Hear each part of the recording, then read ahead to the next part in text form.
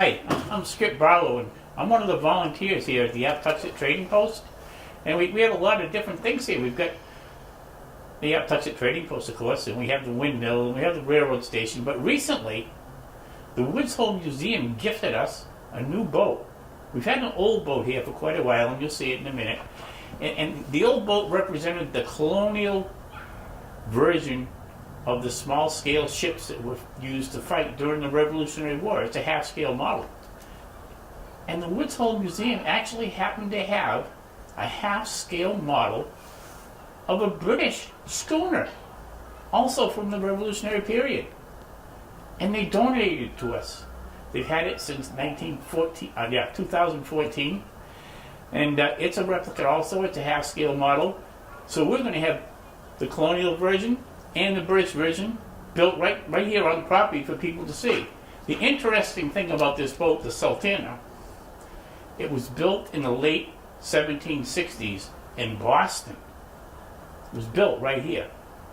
The British took it back to England and documented it and checked it all out and thought it was a real well-built coastal schooner, and they decided to use it here on the coast of the east coast of the United States to impose the tea tax and collect taxes from people and basically bully the colonists into giving up all their money.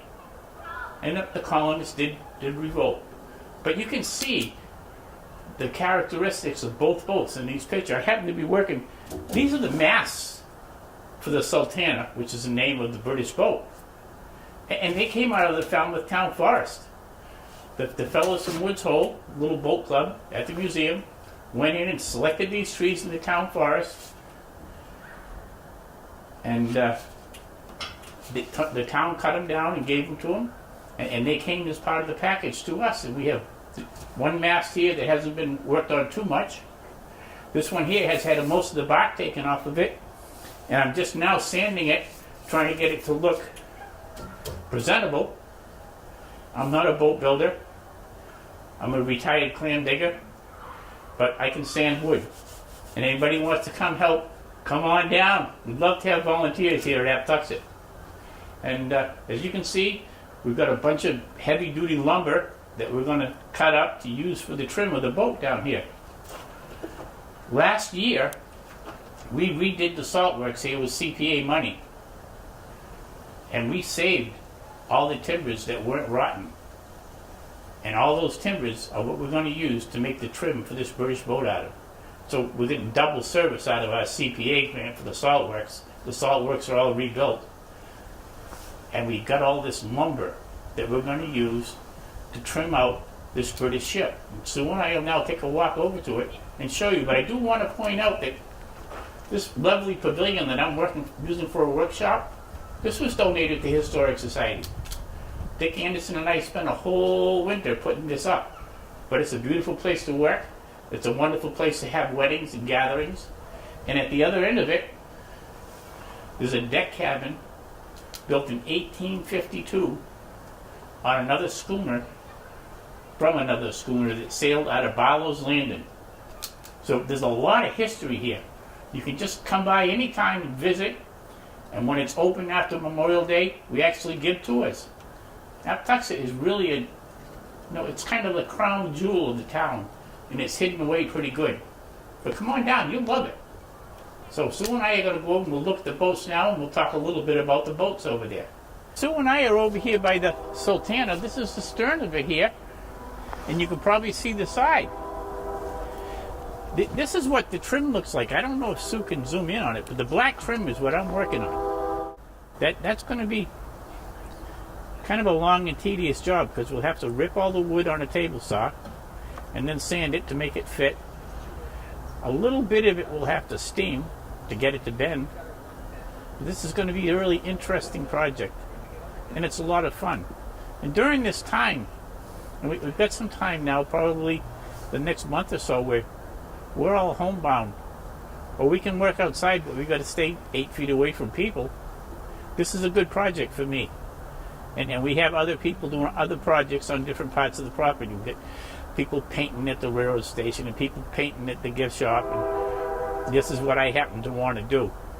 but nobody's interacting with each other. We're interacting very little, and we're working on different projects. And I am just so fortunate to happen to have this project to work on. And right behind Sue is a canal overlook trail. It's a CPA trail funded and put in by the town, the CPA. And you can walk right by here to walk the canal, and you can look at this boat as you go by. And you'll be 25 or 30 feet away from it, away from me if I happen to be working here. And I'd be glad to see you, and I can talk to you. This is a colonial boat on my right.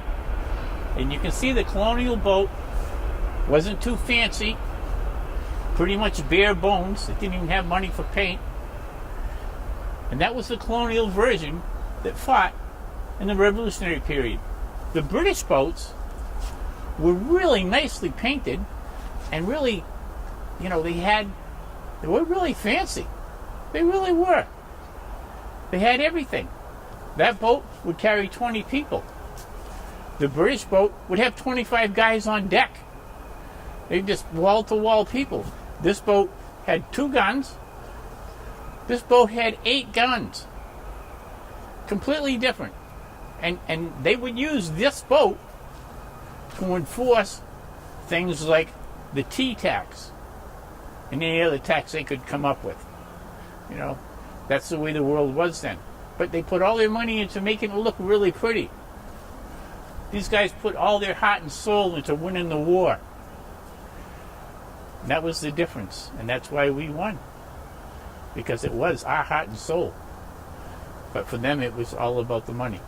So I'll tell you a little bit about how this whole project ensued. The Woods Hole Museum got a hold of our director, or executive director, whatever. They got a hold of a person and said, would we be interested in this boat?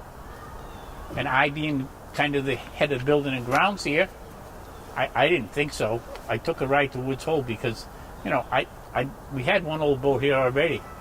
And they didn't describe it or tell me anything about it. They just said they had an old boat. I had no idea that it was a replica of the Sultana. I had no idea at all. So I went to Woods Hole and I saw this thing and I took some pictures. And I couldn't believe how beautiful it was to me. And I went right back, and the next meeting I showed the board of directors the pictures and asked them for permission, and they said yes, we could get it. And they gave me up to $500 to get it moved here. But the Woods Hole group was also going to pay for it to be moved here, but we really wanted to make sure we got it here. Well, the Woods Hole group had a boat hauler down in Marston Mills that they were really comfortable with having them haul it. For whatever reason, they were the ones who delivered to the Woods Hole. Barlow's Boatyard, on the other hand, always moves the other boat for us. So first I went to Barlow's and talked to them, and they came down and they moved the boats and set everything up perfect for this other boat. And then the Woods Hole people contacted Peck Boats and newspapers and everybody. It was a really big deal on Woods Hole when this boat left Woods Hole. So they had all kinds of reporters there, and Peck Boats came and they picked it up and they brought it here over the road. And we were so happy to have it. We really were. But the Cape Cod Times was there, and they took pictures of it. It was a really... It's kind of sad that they had to take it out of Woods Hole. But I was so excited that we'd have it right here on the canal, and a lot of tourists will see it here. When they had it in Woods Hole, it wasn't in front of the museum where they had hoped to put it. It was behind the museum, and you couldn't see it. Nobody could see it. And it kind of... You really want people to see this boat. We want you all to see this boat. And I do want to thank Peck Boats for delivering it. I want to thank Barlow's Boatyard for all they do for us. And they come here anytime we need help, and they pick these boats right up and move them around with the trailers. It's really so wonderful, and they do. And other people donate to the Historic Society, and that's how we'll get this done. This boat it'll look a lot more like the picture on the cover of this magazine than it does this boat, the way it is right now. And I didn't expect to have this much time this spring to work on it, but it's looking pretty good right now. I'm going to have some time. This is just a little bit more on these two boats and their differences. Now, the boats at that time had had figures on the bows. They had figures representing whatever the person wants to represent who put the boat together. The person on this boat, the colonial boat, would have been a woman named Jane Bessie Barlow. She was a really stubborn colonial woman. In 1668, she was convicted of making and selling her liquor to the Native Americans here, and she was thrown in stocks and treated really poorly by the residents of Sandwich.